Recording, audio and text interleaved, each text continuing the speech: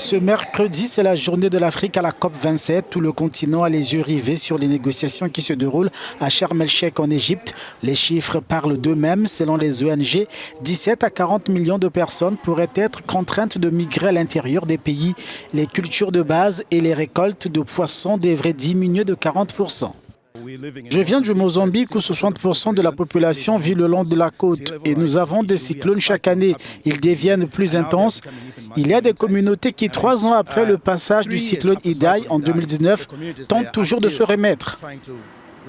Les investissements sont énormes pour l'Afrique, notamment dans l'eau, la protection des côtes et le refroidissement. Selon une nouvelle analyse de la Société financière internationale, l'organisation souligne que seulement 2% du secteur privé investit dans les progrès de l'adaptation. On a besoin d'environ 100 milliards de dollars d'investissement en Afrique pour l'adaptation. Ça, c'est le potentiel, également c'est ce qui aiderait à mettre fin à un certain nombre de défis.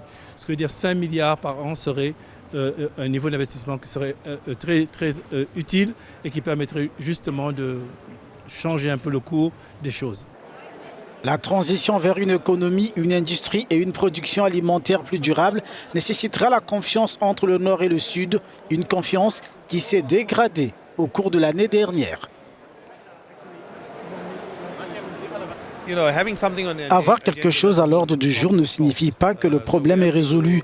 Nous devons donc nous pencher sur les détails de la manière dont le financement et la nature des pertes et dommages vont être résolus pour que ces détails soient beaucoup plus clairs à l'avenir. L'ajout à l'ordre du jour de la COP de la question des pertes et dommages pourrait donner un nouvel élan, mais les observateurs restent prudents. Si les gestes sont là, c'est finalement la réalité des négociations qui déterminera si la voix de l'Afrique a été entendue.